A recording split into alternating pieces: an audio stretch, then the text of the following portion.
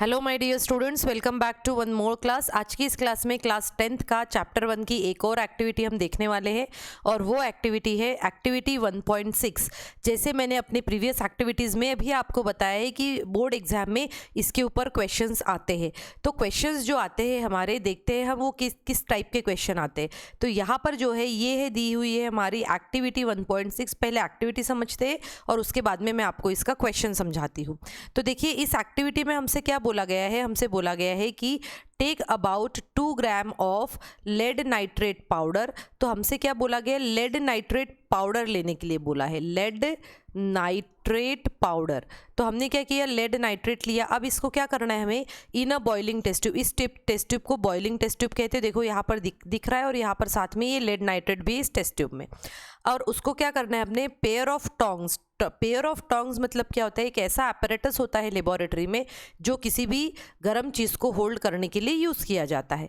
Hold the boiling test tube with a pair of tongs and heat it over a flame as a shown in figure. आपको इसको ऐसा इस तरीके से लेना है और जो लेबोरेटरी में बंसन बर्नर रहता है उसके ऊपर आपको हीट करना है। अब हमसे क्या कहा गया है कि what do you observe, note down the change if any.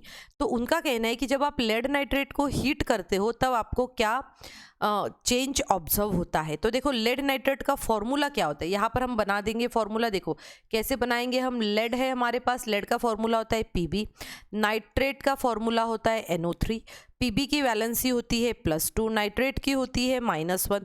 जब हम इस तरीके से क्रिस क्रॉस मल्टीप्लिकेशन करेंगे तब PbNO3 का फॉर्मूला, इसका फॉर्मूला बनता है PbNO3 होल ट्वाइस।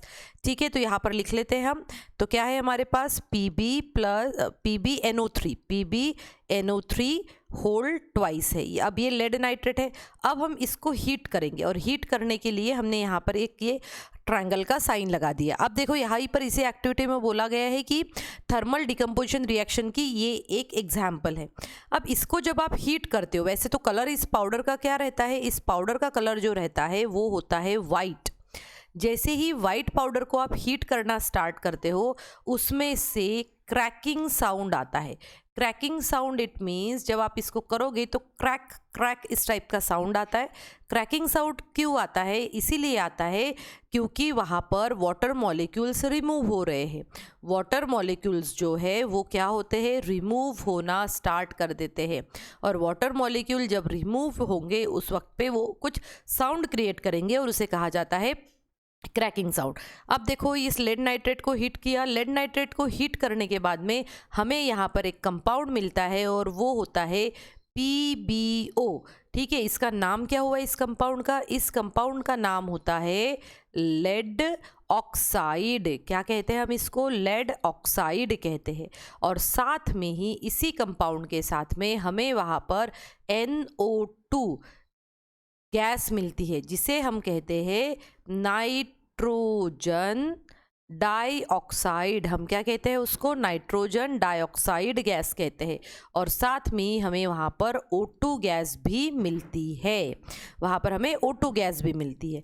अब देखो यहाँ पर सबसे पहले तो ये PbO जो लेड ऑक्साइड जो है इसका कलर क्या होता है, लेड ऑक्साइड का कलर होता है येलो। तो यहाँ पर आप देखोगे कि येलो कलर का एक कंपाउंड फॉर्म होगा और ये जो NO2 है, नाइट्रोजन डाइऑक्साइड, ये गैस इस तरीके से निकल जाएगी और इस गैस का कलर जो होता है वो होता है ब्राउन। ठीक है, अगर हम इसको बैलेंस करने की कोशिश करें तो पहले यहाँ पर N एक ही है और यहाँ N2 है, तो इसको बैलेंस कर लेते हैं इस तरीके से। तो अब देखते हैं हम, यहाँ पर N2 तो हो चुका है, ऑक्सीजन बैलेंस हुए या नहीं हुए। तो ऑक्सीजन अगर हम देखते हैं तो 2 यहाँ पर है और 4 यहाँ पर है, 6 हो गए हैं। और यहाँ पर भी क्या है, ये 6 है। Pb 1 है, Pb 1 है। ठीक है, तो इस तरीके से यहाँ पर कितने हो गए, 4 5 6 7 ऑक्सीजन हुए हैं। और 7 तो नहीं, हमें क्या होना चाहिए, ज़्यादा ऑक्सीजन होना चाहिए, इसलिए हमने इसके आगे 2 लिख दिया।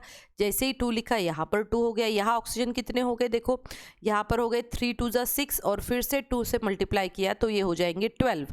और यहाँ पर कितने हो गए, 4 और 2 6 हो गए, और तो हम यहाँ पर 3O2 लिख लेते हैं। तो ऑक्सीजन गैस भी इवॉल्व होती है। अब देखिए इसके ऊपर क्वेश्चन कैसे बनता है, ये रिएक्शन आपको मेमोराइज कर लेनी है। क्वेश्चन बहुत बार ऐसा आता है कि a compound x which is white in colour on heating. तो आपको कंपाउंड एक्स को पहचानना है कि वाइट कलर का कंपाउंड कौन सा हो सकता है जो हीट करने के बाद में येलो कलर का रेसिड्यू देता है और साथ में ही ब्राउन कलर की गैस को इवॉल्व करता है। तो ऐसे सिचुएशन में हम ये एग्जाम्पल याद रखेंगे और साथ में केमिकल इक्वेशन भी याद रखेंगे। सो इस तरीके से इस एक्टिविटी 6 में हमने क्या ऑब्जर्व किया, एक्टिविटी 1.6 में हमने क्या ऑब्जर्व किया, वो मैंने आपको यहाँ पर समझा दिया है। आई होप आज की क्लास में मैंने आपको जो भी समझाया वो आपको अच्छे से समझ में आ गया होगा। Thank you students and have a good day ahead.